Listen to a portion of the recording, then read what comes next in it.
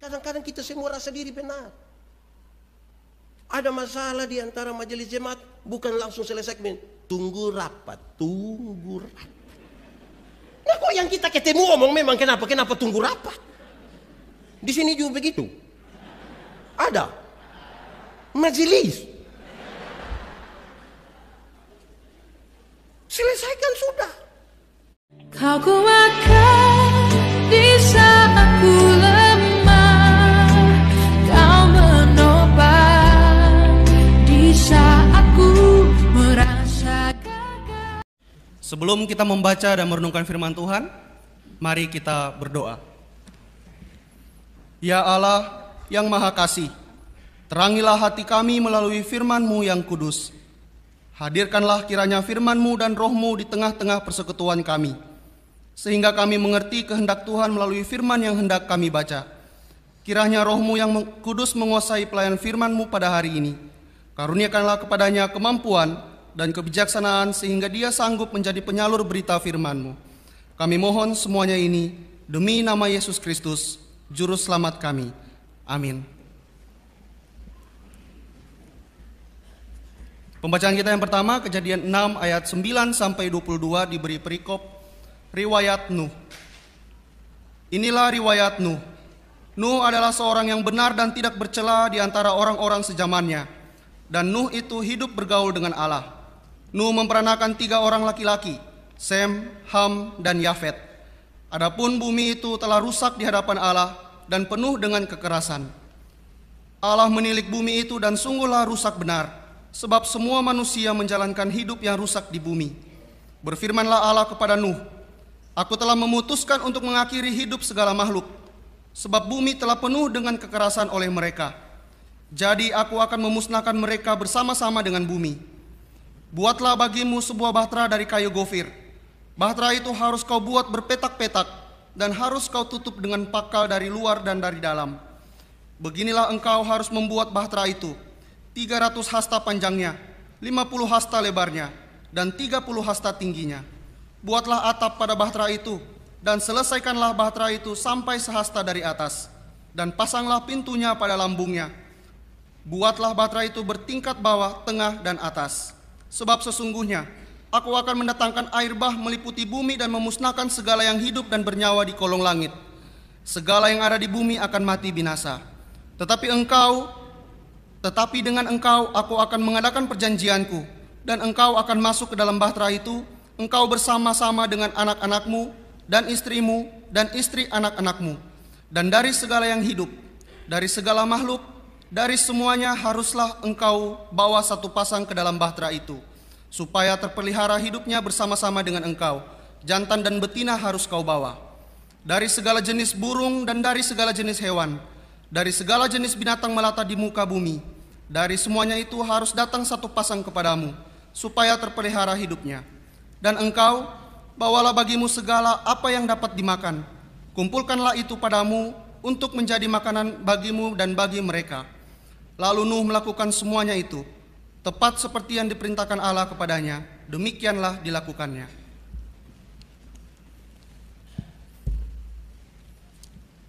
Bacaan kita yang kedua, 1 Petrus 1 ayat 13 sampai 22. Perikop bacaan kita, kekudusan dan kasih persaudaraan.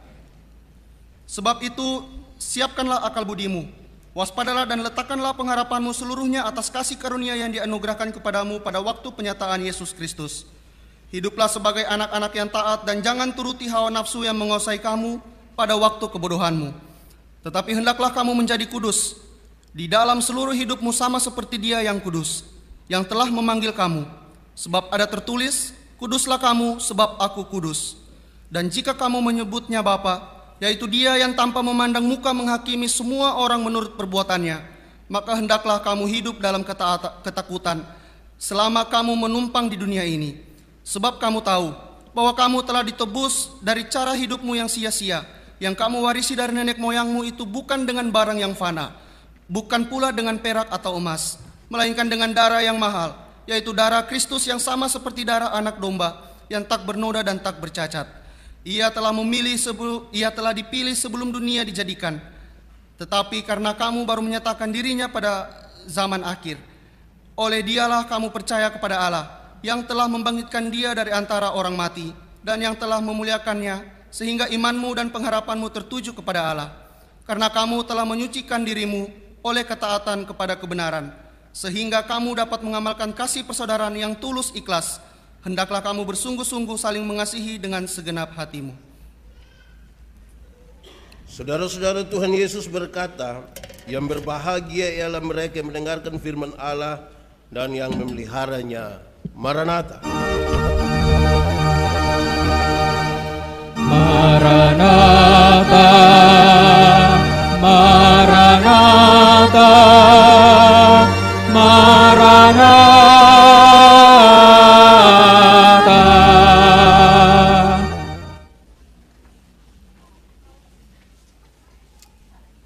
Bapak Ibu Saudara-saudara, Shalom. Sekali lagi Shalom. Saudara-saudara, Minggu Advent dalam tradisi gereja selalu berkaitan dengan dua hal. Pertama, perenungan kita untuk memberi makna ketika kita dalam prosesi menuju pada perayaan Natal. Di minggu-minggu Advent ini setiap orang harus isi baik-baik dalam perasaan, iman, pikiran, apa yang harus saya siapkan untuk perayaan Natal kali ini. Yesus sudah lahir.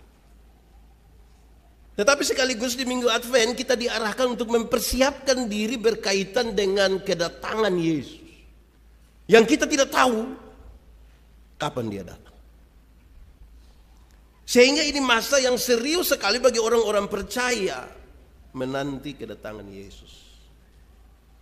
Yang anak sekolah saya mau tanya dulu, kenapa buah kelapa jatuh ke bawah bukan ke atas? Yang sekolah. Kenapa buah kelapa jatuh ke bawah bukan ke atas?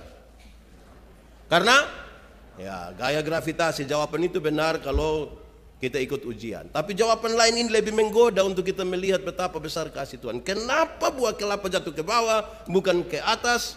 Karena yang makan itu ada duduk di bawah. Iya. Bisa begitu Pak Pendeta? Iya. Kenapa? Tuhan menciptakan alam semesta. Semua diciptakan lebih duluan, termasuk kelapa, supaya ketika manusia ada, manusia tinggal menikmati semua yang sudah Tuhan siap. Bayangkan kalau waktu Tuhan menciptakan, dia lupa menciptakan gaya gravitasi. Semua kelapa ke atas. Mati sudah kita. Pertanyaan itu mengirim pesan kepada kita bahwa Tuhan mengingat umatnya. Sangat mengingat umatnya. Padahal waktu dia mengingat kita, apakah kita ingat dia? Belum tentu. Kita berdosa. Bahkan orang lebih peduli pada keinginannya sendiri, bukan pada apa yang Tuhan mau. Betapa besar kasih Tuhan, sehingga dia karena mengingat umat manusia, dia mau datang bagi kita. Tema yang ditetapkan oleh majelis, oleh Sinode GKST hari ini adalah menanti Kristus dengan ketaatan. Pembacaan 2 yang tadi sudah dibaca itu, saudara-saudara, saya membayangkan ada lagu lama. Saya berharap di sini masih familiar dengan lagu itu. Refnya kira-kira begini: hendaklah engkau jaga-jaga. Saudara tahu lagu itu? Nah, kenapa suruh saya solo? 3, 4. Hendaklah engkau jaga-jagalah, sedia lampu dengan minyaknya. Karena apa? Karena dengan sekejap kedengaranlah gegap, mempelai laki-laki datang mati. Kalau yang tahu lagu ini nanti sampai rumah baru menyanyi sendiri ya. Kita dengar khotbah dulu. Saya membayangkan kalau lagu ini kemudian menjadi bagian dalam refleksi kita hari ini. Kalau mempelai itu segera datang, lalu apakah yang saudara siapkan? Apa yang kita siap hari ini berkaitan dengan prosesi kita dan sekaligus menanti kedatangan.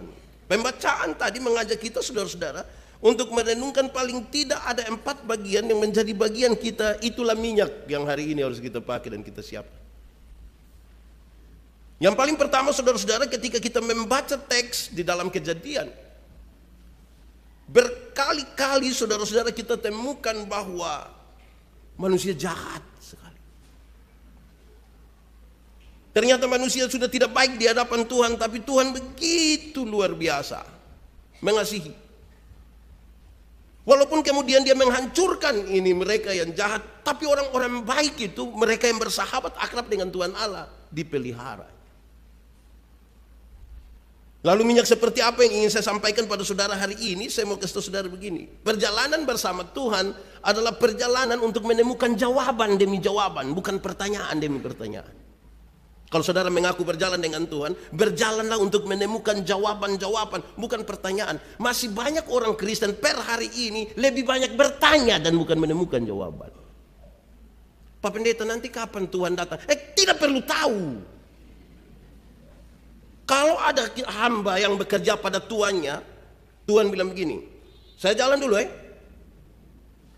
hamba yang setia, tugasnya hanya mengerjakan saja apa yang perlu dia kerjakan. Sapu rumah, pel, bersihkan halaman, habis itu dia duduk-duduk minum sedikit, tidak apa-apa. Hamba setia. Tuannya mau datang kapan saja, ke dia pun rumah, dia suka-suka dia mau datang. Tiba-tiba bel, pip, Tuhan datang, buka pintu, aman. Tapi saudara bayangkan kalau hamba itu tidak setia. Pemilik rumah belum jalan, dia WA kasih tahu bilang, sedikit lagi. Pas beliau baru keluar, dorang sengaja telepon. Papa ini ada tamu ini. Papa pulang jam berapa? Padahal dia hanya check-in. Bayangkan kalau dia tidak kerja apa-apa, tiba-tiba yang punya rumah datang. Kaget kok tidak? Karena itu tidak usah bertanya kapan dia datang. Lakukan saja yang perlu kita lakukan. Dia mau datang kapan saja ya terserah dia lah. Keputusan itu tidak diketahui oleh siapapun. Kenapa ini menjadi refleksi awal? Ada banyak pertanyaan yang harusnya Nuh berikan pada Tuhan. Nuh, buat kapal, buat baterai itu, dia tidak bertanya. Padahal harus ada pertanyaan. Tuhan, kau laut di mana? Danau di mana? Dia tidak bertanya. Nuh, buat dia berpetak-petak, buat dia berkamar-kamar ya. Nuh tidak bertanya, padahal harus ada pertanyaan.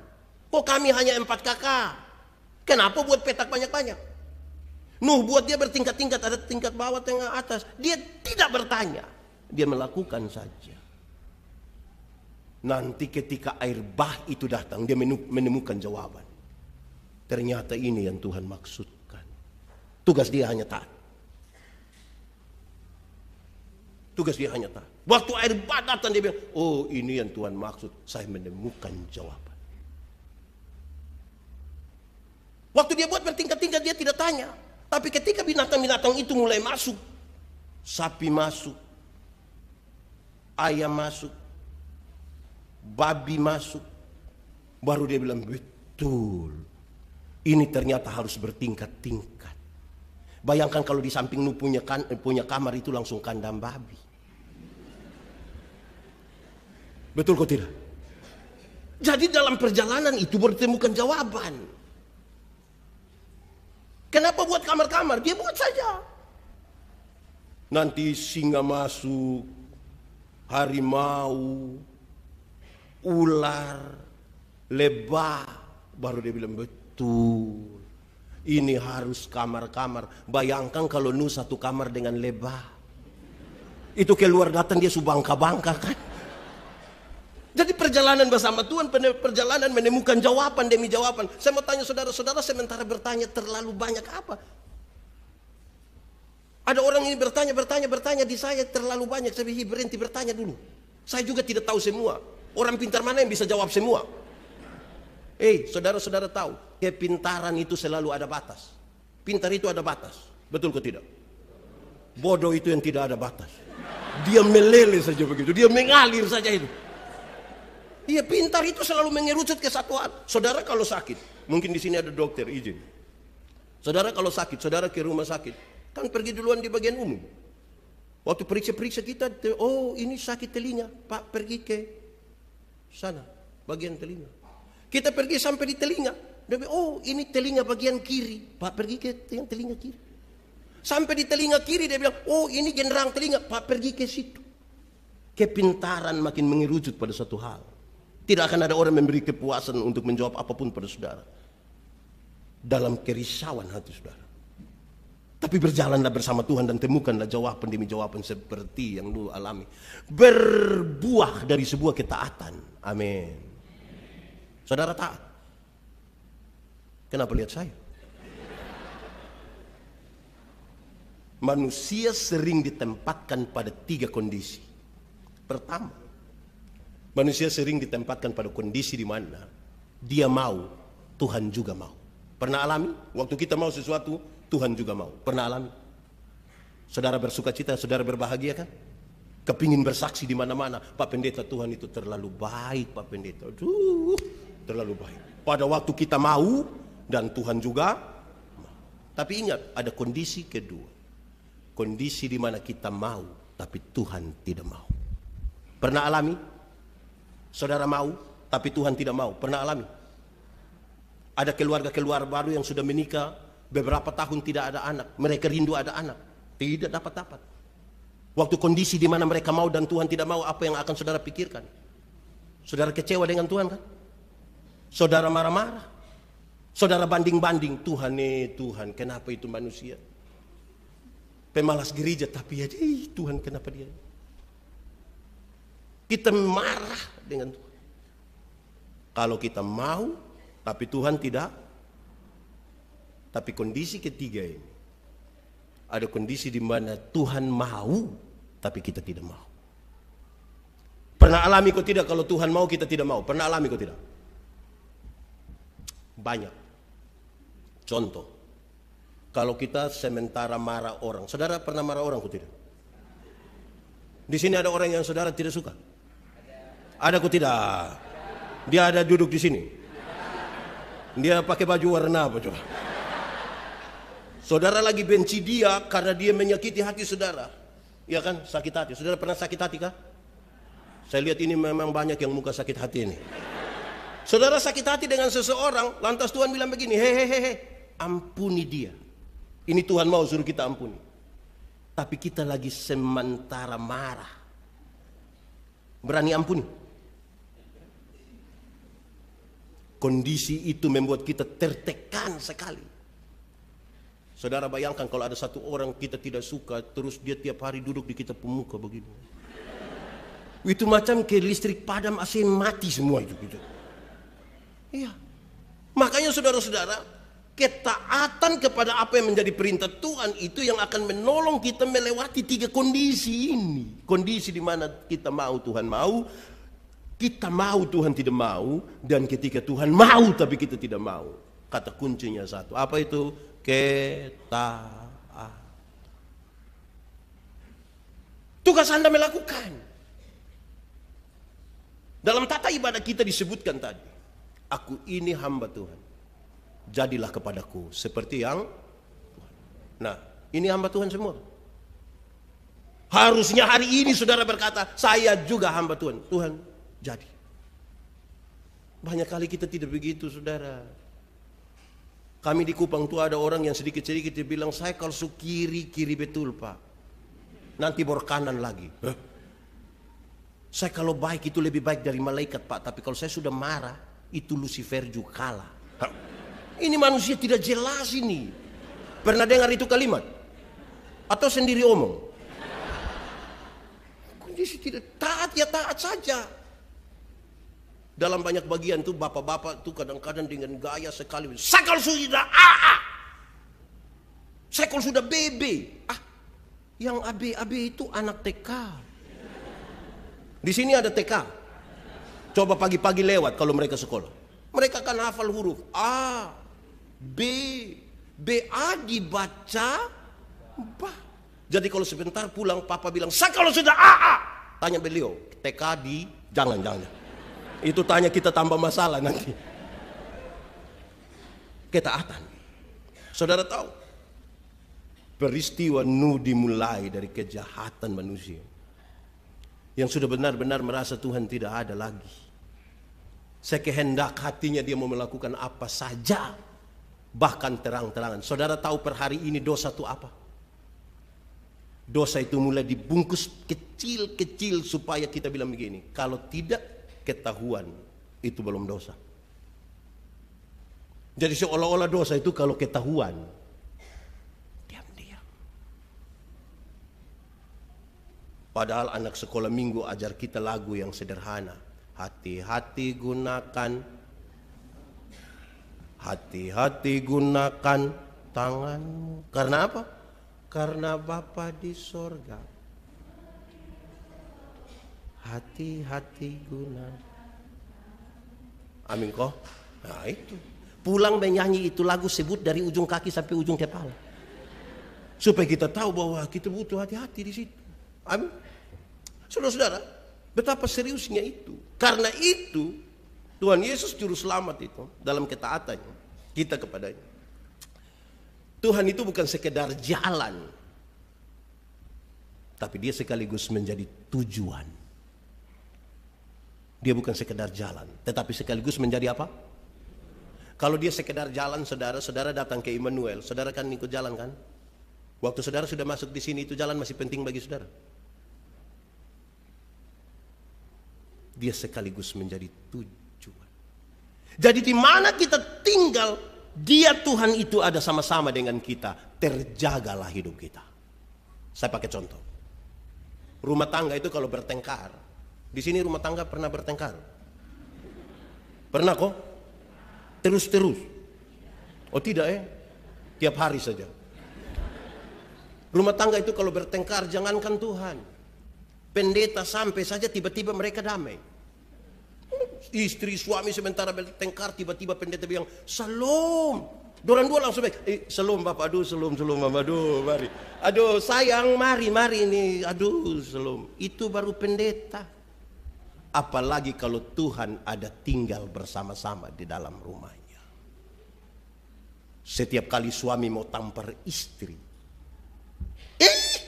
untung baik Tuhan ada.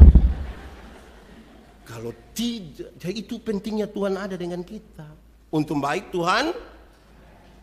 Setiap kali istri mau maki suami, dia bilang, Papa, untung Tuhan ada. Tapi kadang-kadang dia maki dulu. Sudah maki ada pendeta situ, aduh ampun.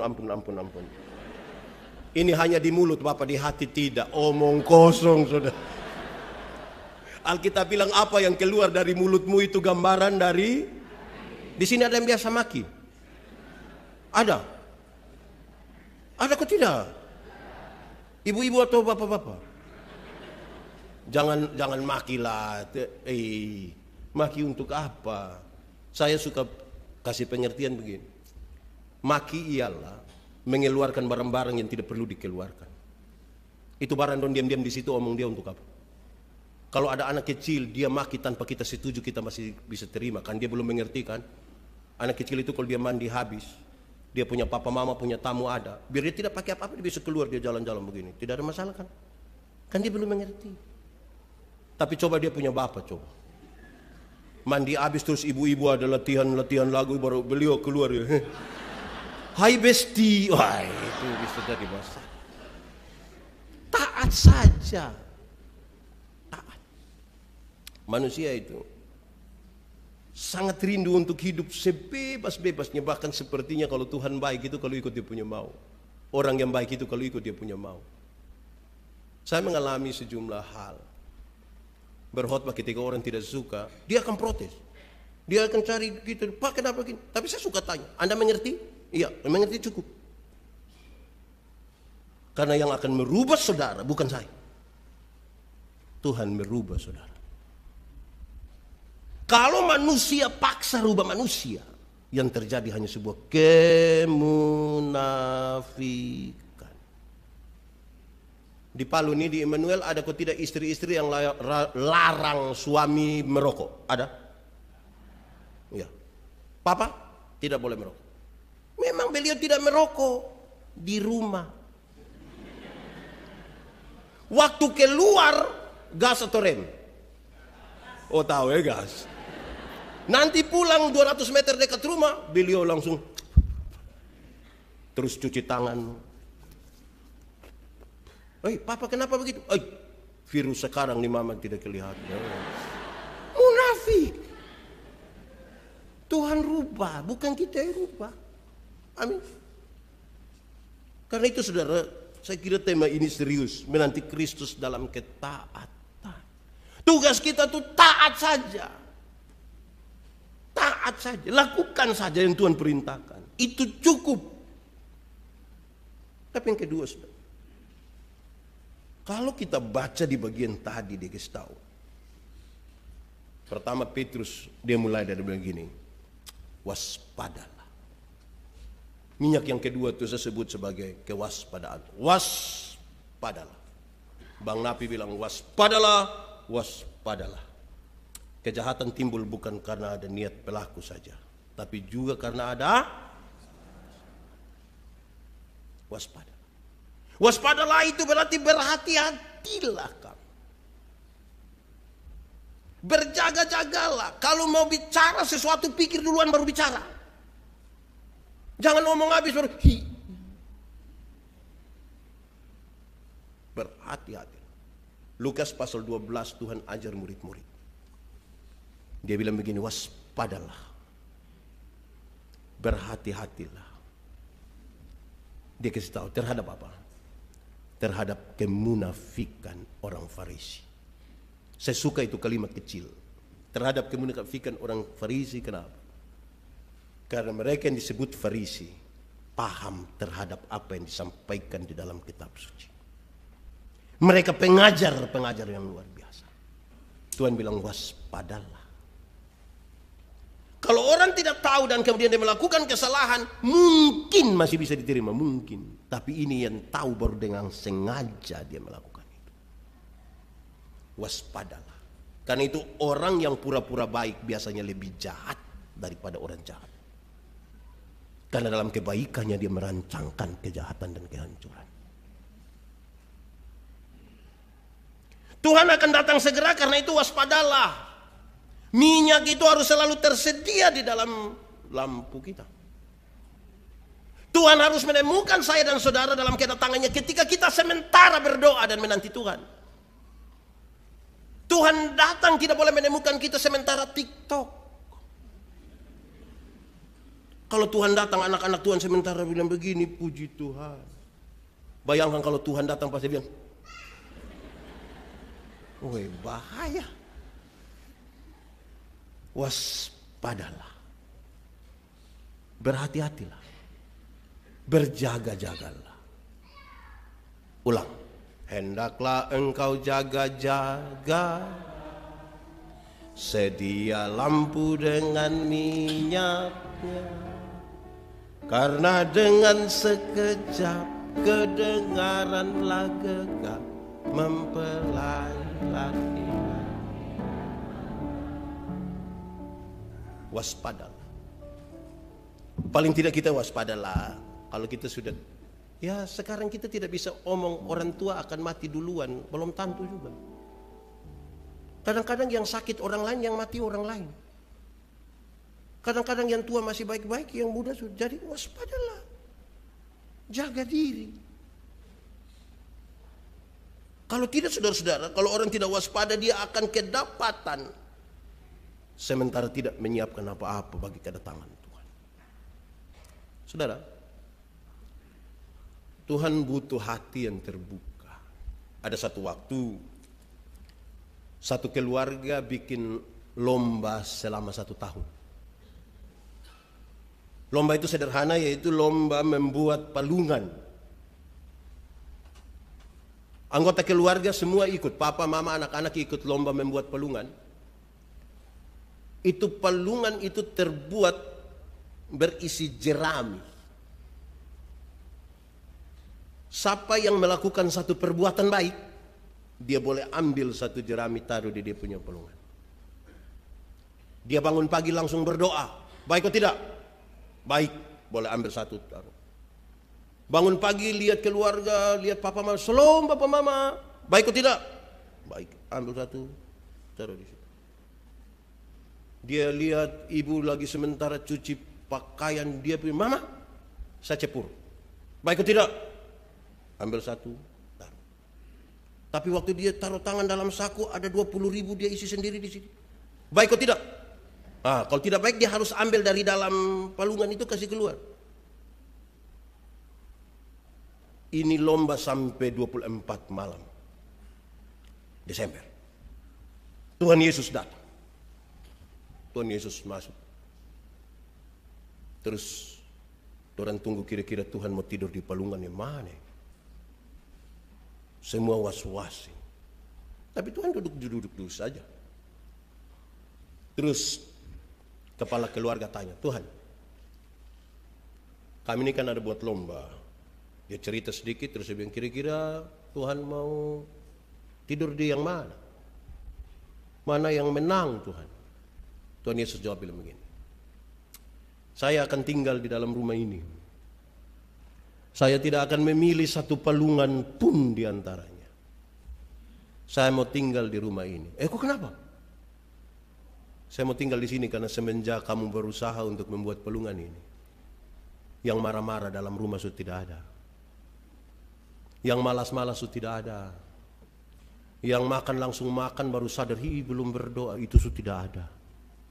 Ini rumah menjadi rumah yang layak untuk Tuhan tinggal di dalamnya. Amin.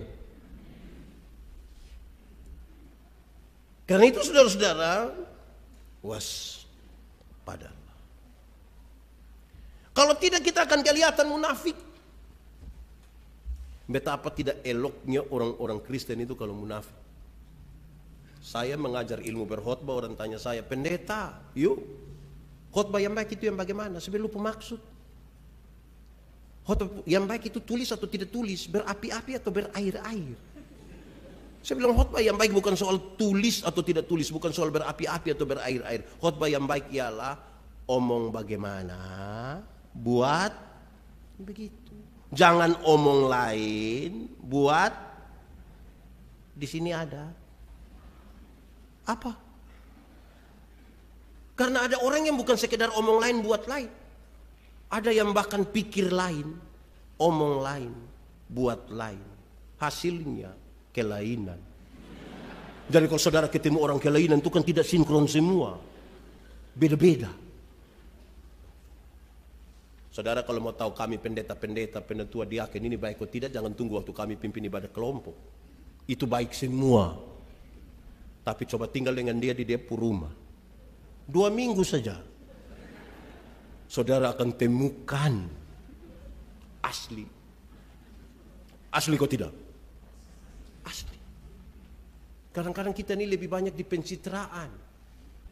Kepingin buat yang baik supaya orang lihat tuh. Ada keluarga-keluarga yang kalau pergi ke acara nikah tuh pakai pakaian seragam, masuk sengaja angkat tangan lah begini. Kelihatan aduh. Tapi di rumah, aduh. Di Palu sini ada. Ada yang begitu. Itu yang fam apa? Jangan omong itu, bahaya nanti itu. Jangan bikin pencitraan. Kalau baik itu baik saja. Itu lebih baik. Kalau tidak, saudara-saudara, kita pencitraan saja, tidak baik. Waspadalah supaya kita tidak munafik. Apa ada saja kita boleh. Makin jujur dan diri sendiri itu baik. Kadang-kadang kita hidup terlalu ikut apa yang orang lain pikirkan dan bukan apa yang Tuhan pikirkan. Mau beli motor saya pakai pikir nanti orang-orang buat apa. Mau beli baju saja masih pikir orang-orang nanti bilang apa. Mau gunting rambut orang-orang nanti. Jadi semua tentang orang-orang. Bukan tentang Tuhan. Kadang-kadang dia tidak bisa bikin pesta, tapi paksa diri bikin pesta. Utang sana sini, besok pagi petugas koperasi datang baru dia sembunyi di sini juga ada petugas koperasi. Itu harian atau mingguan itu dia. Lebih jujur terhadap kita. Toh, saudara-saudara, ada satu bapak dan dia anak beli kuda di pasar. Dorang dua senang-senang pulang tarik ini kuda lewat satu kampung. Orang kampung yang lihat, orang kampung bilang, aduh, itu bapak dan dia anak pun bodoh. Kenapa? Ada kuda tapi jalan kaki. Oh iya, papa naik. Saya jalan. Sampai kampung sebelah, orang kampung bilang, itu bapak itu tidak ada hati kasih. Kenapa? Bisa dia duduk enak-enak di atas kuda, suruh anak jalan kaki. Betul. Anak, kau naik, papa jalan kaki. Sampai kampung sebelah, orang kampung lihat, orang kampung bilang, itu anak tidak tahu diri, betul. Kenapa? Masa dia duduk di kuda, suruh dia punya bapak yang jalan kaki. Betul, bapak, kita dua naik sama-sama ini. Waktu orang dua naik itu kuda sama-sama sampai kampung sebelah, orang kampung yang lihat bilang begini, itu bapak dan anak-anak punya hati sudah mati, betul. Kok kenapa? Kuda secapek begitu, don dua masih naik lagi. Terakhir betul, bapak, kuda secapek bapak. Jadi kita dua pikul saja ini kuda. Waktu orang dua pikul ini kuda sampai kampung sebelah, orang kampung tidak bicara lagi. Orang hanya bilang, Hidup hanya ikut apa yang manusia pikirkan. Ada majelis jemaat, ada jemaat yang pemalas gereja, tapi dia karena sudah ditelepon datang, dia bilang, wih hari ini hadir. Ih, pendeta sudah telepon lagi. Jadi dia datang itu kan perasaan dengan orang. Di sini ada yang begitu? Ada. Nah itu. Saya mau tanya dulu, kenapa ibadah di sini lebih banyak mama-mama? Bapak-bapak kurang. Ini mama janda semua. Atau tidak? Tidak kok? Bapak. Pertanyaan penting itu. Saya suka bilang di mana-mana, ini bapak-bapak orang pemalas gereja. Bukan bapak-bapak, iya ini rajin semua. Yang itu bapak-bapak orang itu. Orang itu tidak gereja. Nanti pendeta pergi bilang, bapak kenapa bapak tidak gereja? Dia bilang, bapak pendeta, waktu bapak kasih nikah kami, saya dan mama, itu kami dua telah menjadi satu. Jadi kalau mama sudah pergi, itu sama dengan papa juga. Ini bapak saya. Ibu-ibu juga sama, ibu-ibu ini sama juga. Setel cantik-cantik begini datang gereja jalan sendiri. Pendeta tanya, ibu, suami? Dia tahu sendiri. Sudah tahu suami begini, kenapa nikah dengan dia? Waspadalah. Korek kawan di sebelah kau kasih tahu, waspada. Ya. Weh, memang waspada itu penting, tapi waspada itu ukur-ukur. Saya ingat saudara-saudara, minggu lalu saya 2 kali datang ke Morowali. Datang tanggal 30 November, tanggal 1. Terus tanggal 6 saya datang lagi. Tanggal 2 itu saya ke Surabaya, terus ke Pangkalan Bun tanggal 3, pulang Kupang tanggal 4, tanggal 6 saya ke Morowali. Transit di Surabaya, karena pesawat dari Kupang itu jam 6, ya setengah 7 lah. Sementara terbang dari Surabaya ke Makassar itu jam 12, saya sudah lapar. Saya pergi makan. Makan begini datang satu ibu sama anak laki-lakinya. Dia lihat saya begini, ibu orang tua ya. Kalau ibu muda pasti saya yang lihat dia, bukan dia yang lihat saya. Ini ibu lihat terus datang, Pak Pendeta. Oh iya, Pak Pendeta Yandi. Aduh senang sekali, bla bla bla. Terus kami bercerita, ini ibu dari Kendari. Kami bercerita, terus rupa-rupanya ini ibu rindu sekali mau bayar saya punya makanan ini. Jadi diam-diam ibu pergi ke kasir mau bayar, sudah dibayar pak, ibu sudah dibayar, bisa dikembalikan uangnya, tidak bisa, aduh itu Pak Pendeta semua, ini orang agak kaget. Ceritanya hanya begitu, tapi saudara tahu apa yang sesungguhnya terjadi. Semua orang yang makan di situ, itu ternyata makan habis baru bayar. Hanya saya seorang diri, yang pesan habis mau jalan duduk, dia bilang bayar dulu pak. Kenapa yang lain itu makan habis baru bayar? Pak Yandi ini sebelum makan harus bayar dulu. Saya curiga dia waspada dengan saya punya muka. Pas dia lihat-lihat muka begini ini, aduh, ini bayar dulu pak. Wih ini bahaya bahaya ini. Jadi waspada itu juga jaga-jaga jangan sampai kas tersinggung orang. Kadang-kadang kita terlalu waspada sampai bikin tersinggung orang. Orang datang betul-betul mau cari sesuatu, kerja kah atau minta makan kah, kita hati-hati zaman sekarang nih Pak. Aduh semua orang repot. Kadang-kadang kita ini punya kebaikan hanya terjadi pada saat Natal dan Paskah. Pada waktu Natal itu tiba-tiba orang baik banyak sekali. Bangun pagi ada nenek-nenek lewat bawa pepaya, kita bilang nenek kemana? Pasar. Buat apa? Jual. Aduh nenek. Nenek duduk. Nenek minum apa? Ya terserah ibu saja. Bilang teh, kopi, bir, wine. Nenek bilang sih. Nenek bilang saya wine saja. Kita kasih 2, nenek minum kasih habis, terus nenek mau pulang. Iya. Nenek pulang kemana? Dia sebut satu tempat. Nenek pulang dengan saya jalan kaki. Jangan jalan kaki. Apa?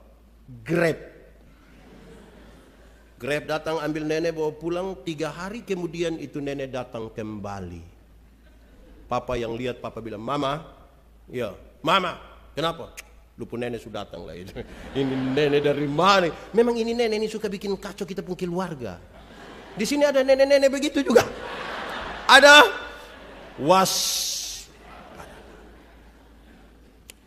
Saya protes banyak panitia hari besar ke gerejawi. Mereka suka bikin acara yang bagus sekali. Biasanya mereka catat yang penerima diakonia. Pas ibadah begini, warta mimbar disampaikan.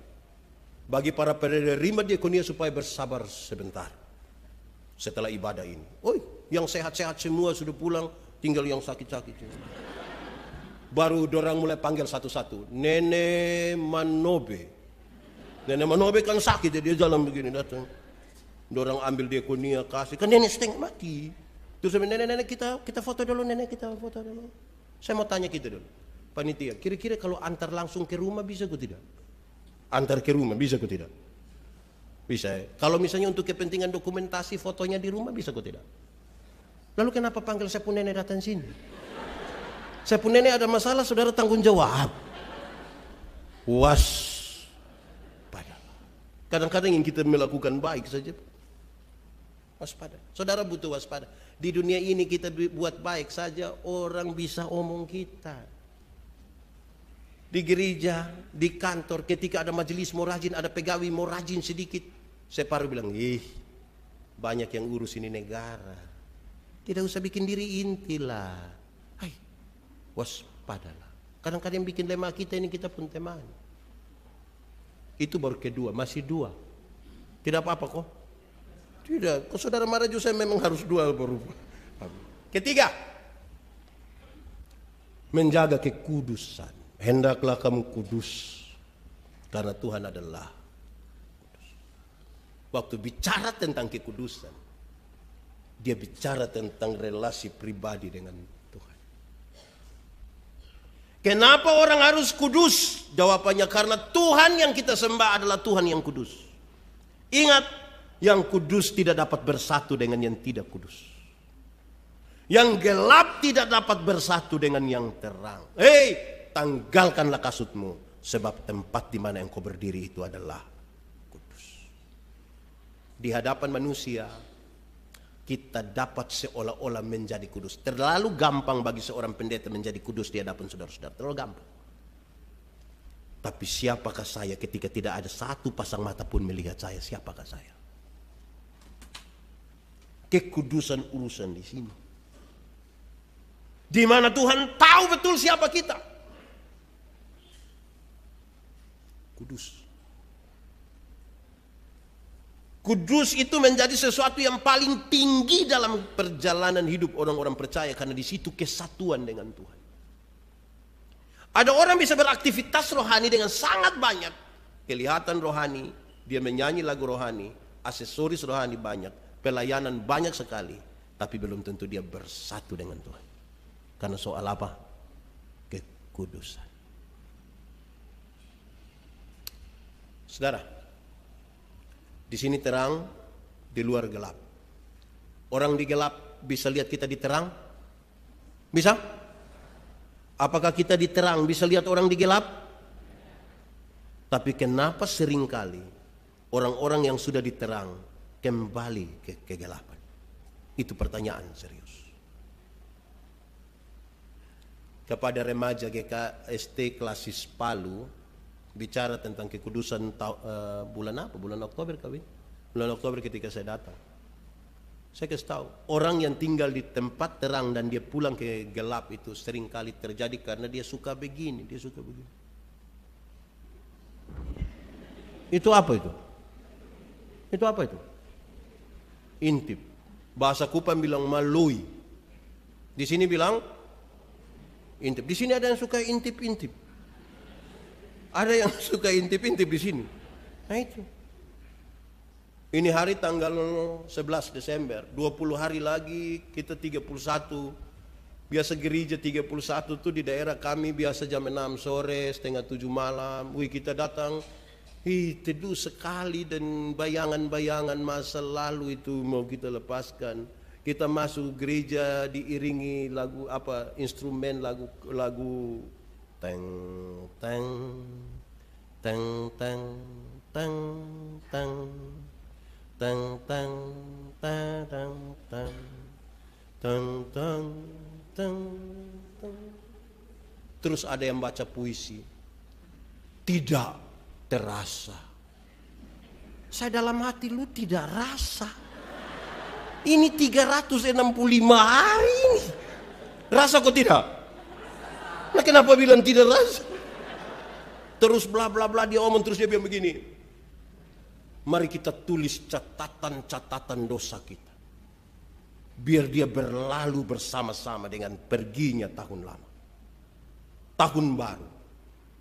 Hidup baru. Semangat baru.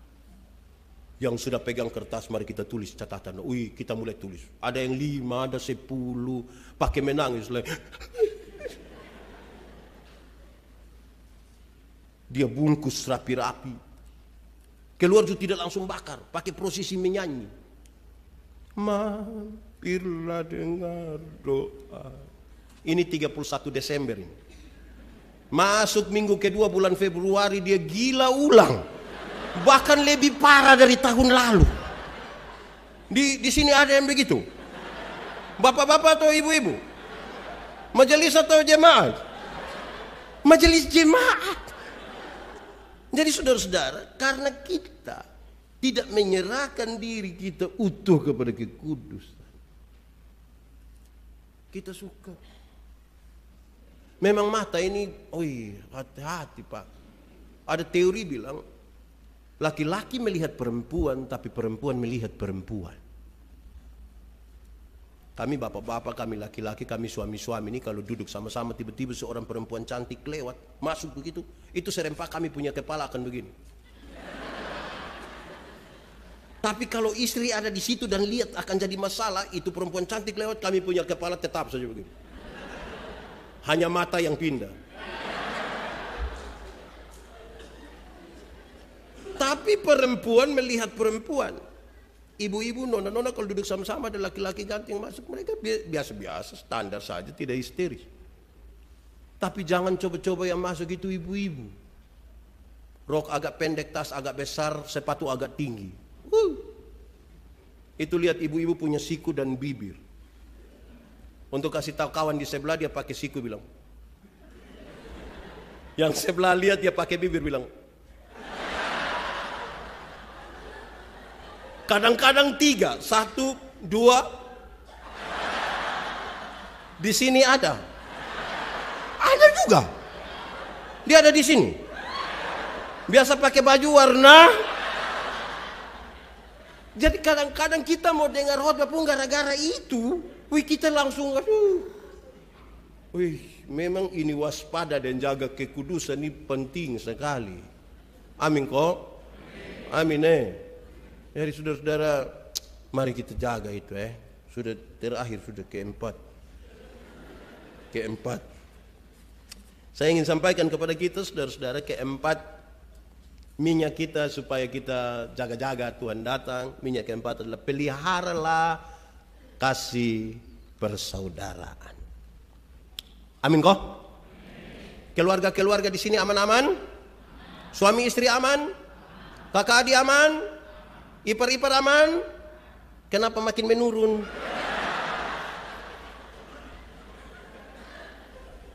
Mertua dengan menantu di Palu aman?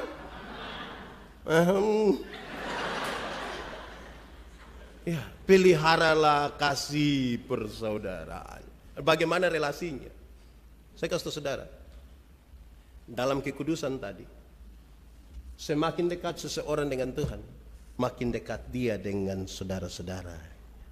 Karena siapa mengasihi Tuhan, dia mengasihi dirinya dan mengasihi orang-orang lain. Kenapa saya harus mengasihi beliau? Karena dia bukan tumpukan material biasa.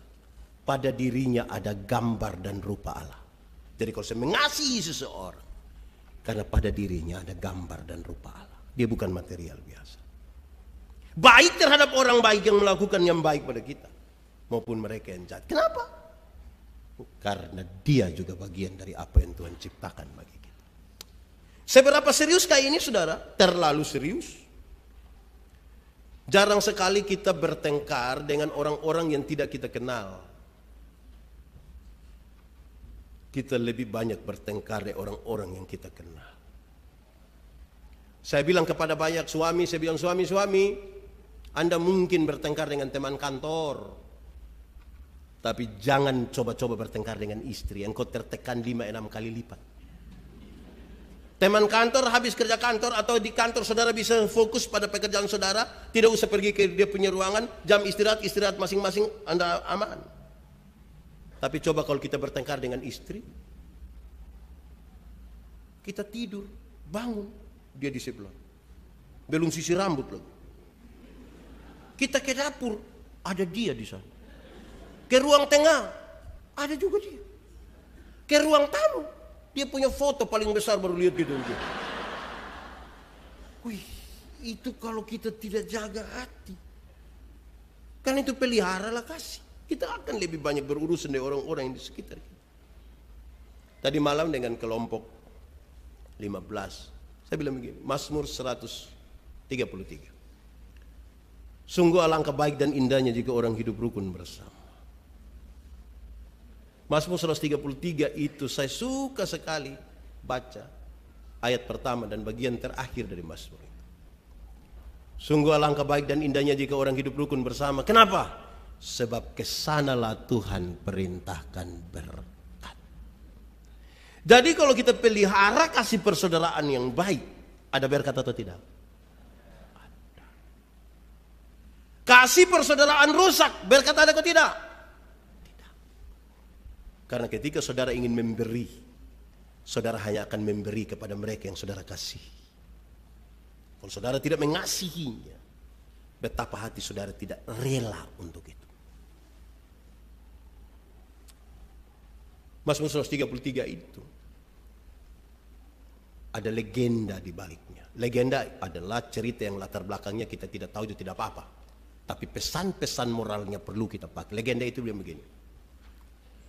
Ada satu orang tua mati meninggalkan 2 anak laki-lakinya. 1 bidang tanah pun ditinggalkan. 2 kakak adik ini mengelola 1 bidang tanah itu dengan baik. Kedua anak ini satu menikah, punya istri, punya anak-anak, tapi yang satu tidak menikah. Pada waktu panen gandum, hasil itu dibagi 50-50 secara adil, 50%, 50%. Malam ketika masing-masing sampai di rumah, yang beristri dan ada anak ini dia bilang begini, tidak adil. Tidak adil kalau dibagi 2. Saya punya istri, saya punya anak-anak. Kalau saya susah, istri dan anak-anak saya bisa menolong saya. Tapi saya punya saudara, dia sendiri. Bagaimana kalau dia kekurangan kan? Malam hari itu secara diam-diam, dia ambil 100 karung gandum, dia taruh di lumbung dari saudaranya. Tapi saudaranya yang tidak menikah itu berpikir begini, tidak adil. Tidak adil kalau dibagi 2. Kenapa? Saya hanya seorang diri. Saya tidak butuh gandum yang terlalu banyak. Tapi kasihan saya punya saudara. Dia punya istri, dia punya anak-anak. Dia butuh lebih banyak. Malam itu secara diam-diam dia ambil 100 karung gandum. Dia taruh di lumbung saudaranya. Waktu pagi dua-dua lihat lumbung, tidak ada yang kurang. Malamnya dicoba lagi. Yang satu bawa 100 karung gandum, yang satu bawa 100 karung gandum. Mereka ketemu di tanah lapang, mereka kaget. Mau kemana? Ini 1 jutanya, lu pi mana? Kita bawa gandum mau taruh karena alasan ini. Dorang 2 kakak adik menangis di situ. Dorang berpelukan, dorang menangis di situ. Tuhan Allah di surga lihat, bilang kepada malaikat-malaikat Tuhan bilang begini, lihat. Sungguh alangkah baik dan indahnya kalau orang bersaudara hidup rukun bersama. Saya mau kasih tahu saudara. Setan tahu kalau kita bersatu dia kalah. Karena itu ada banyak cara setan pakai untuk buat kita tidak bersatu. Apakah cara-cara itu kelihatan jahat dan tidak? Tidak. Semua kelihatan baik. Setan ini sekarang juga pakai cara-cara baik. Saya mau tanya. Kalau misalnya saya dan siapa ya? Winda. Kami dua ketemu di jalan, kami dua tidak bertegur sapa. Terus saya bilang begini, kok dia sapa? Terus Winda juga bilang, oh, lu juga sapa? Kira-kira kami bisa baku damai kok tidak? Bisa kok tidak? Tapi kalau misalnya kami dua tidak bertegur, terus saya pikir, saya salah apa sampai Winda tidak tegur saya? Winda pikir, saya salah apa Pak Pendeta tidak tegur saya? Kira-kira kami bisa berdamai kok tidak? Kenapa? Karena dua-dua rasa diri salah. Masalah dalam gereja ini biasa terjadi karena semua rasa diri benar. Amin. Immanuel ada. Semua benar. Ini dibusoal. Coba rendah hatilah. Kadang-kadang kita ini bukan saling mendengar, tapi menunggu waktu bicara. Omong cepat kok saya omong. Tidak. Apa yang terlalu?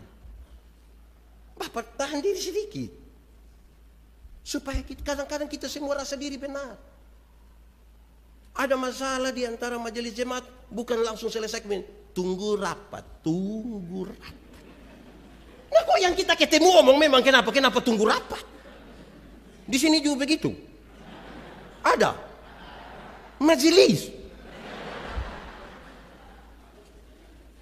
Selesaikan sudah.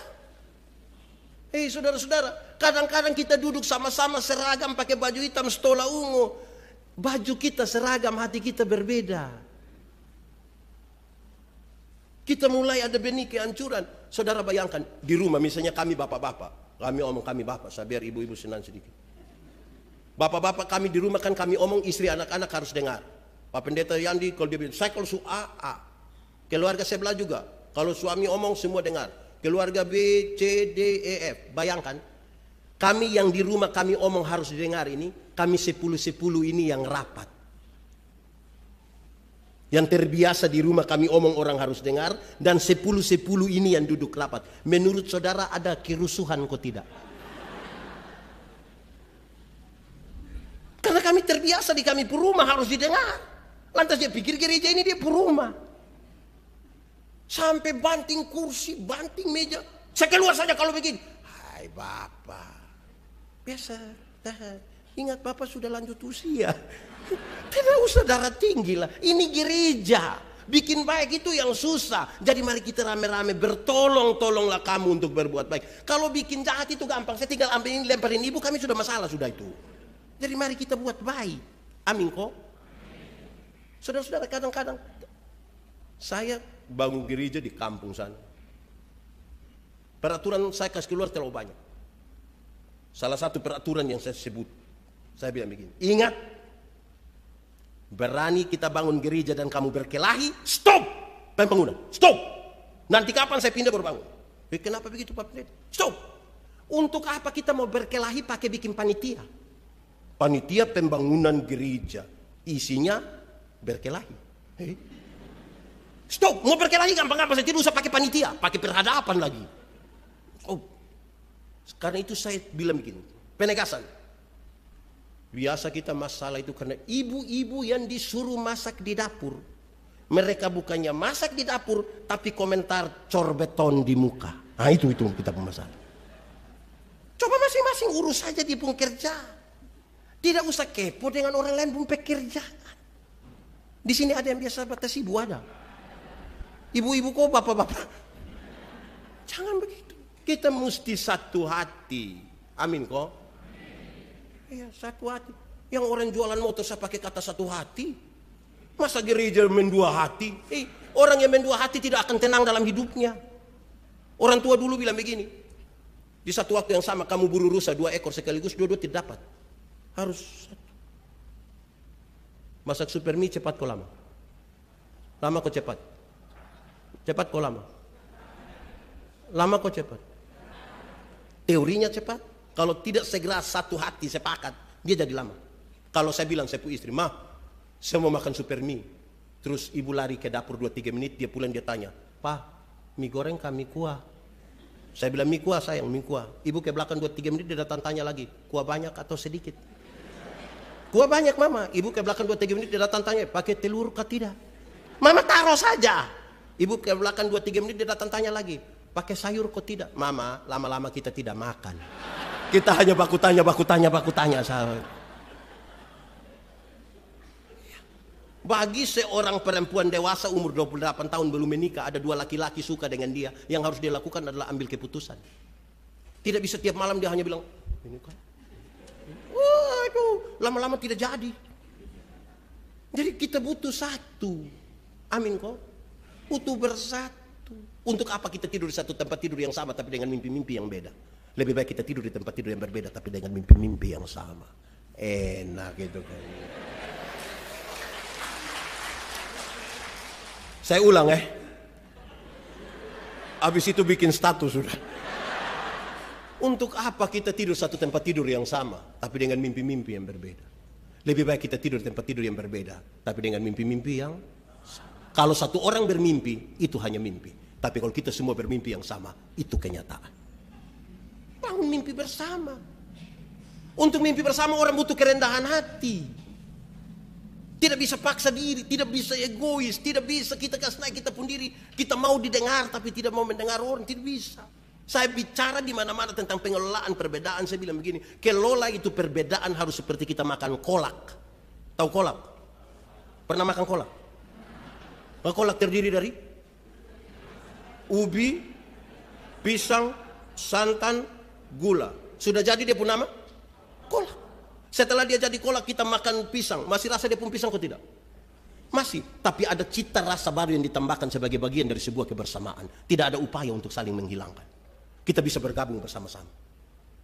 Tidak ada upaya menghilangkan. Bukan kita mau makan kolak, nah kita pergi makan pisang di sana, pindah lagi makan ubi di sana, pindah lagi minum santan di sana, baru terakhir duduk di atas kompor di sini, kan tidak begitu. Gabung semua jadi satu. Betul kok tidak? Iya, tidak ada upaya saling menghilangkan. Jangan kelola persekutuan itu seperti kita minum kopi. Tahu kopi? Pernah minum kopi? Kopi terdiri dari gula, kopi, air. Sudah jadi dia pun nama? Nah yang lain pun nama? Kopi itu terlalu egois. Kita semua tapi nama mesti dia. Kita semua nama mesti dia. Dia bikin rusak kita ini. Saudara tahu tembok? Tahu tembok? Pernah lihat tembok? Yang mana coba? Ini tuh. Di mana tembok? Tembok ini terdiri dari apa? Semen, pasir, batu, air. Setelah dia jadi begitu, pasir kelihatan ke tidak? Kelihatan ke tidak? Tidak. Kalau begitu kita sepakat garu buang itu pasir semua ke silam. Dalam sebuah kebersamaan, saudara mungkin tidak kelihatan, tapi bukan berarti saudara tidak penting di sini. Dalam sebuah kebersamaan, saudara mungkin kelihatan karena badan besar. Tapi bukan berarti orang lain tidak penting di sini. Kita semua menjadi penting. Saudara, ada satu pendeta, dia mau pergi pelayanan. Tiba-tiba dia pemban motor pecah. Ya, bagaimana jemaat tuh? Di depan situ ada anak-anak tambal ban. Aduh, puji Tuhan, amin, haleluya. Adek, tambal om pendeta pembandol itu orang tunggu itu. Oke, cepat ya. Belum 2 menit dia ulang. Cepat ya, ini orang tunggu ini. Cepat. Ini anak juga kerja cepat. Belum 10 menit selesai. Om, sudah. Nah ini uang, makasih. Pas pendeta jalan baru sampai 20 meter ban pecah lagi. Ini pendeta balik marah. Kau kerja bagaimana? Kau kira orang tidak tunggu saya di sana? Saya punya pekerjaan ini bukan sama kayak kau punya. Ini anak hanya bilang begini, iya, Bapak pun pekerjaan saya yang penting. Yang saya ini tidak penting. Saya pun tidak penting, ini yang Bapak punya ban ini pecah terus. Karena itu Papa duduk diam-diam di situ, tidak usah omong, saya kerja baik-baik dulu. Supaya Bapak jalan selamat sampai tujuan. Bisa tangkap yang saya maksudkan. Peliharalah kasih persaudaraan. Tidak pernah kebetulan kita punya istri ini, suami ini, anak ini. Atau ada kebetulan, Pak Pendeta saya tidak tahu, benar-benar tidak tahu. Saya tidur-tidur bangun begini, ibu di sebelah. Tuhan sudah atur memang.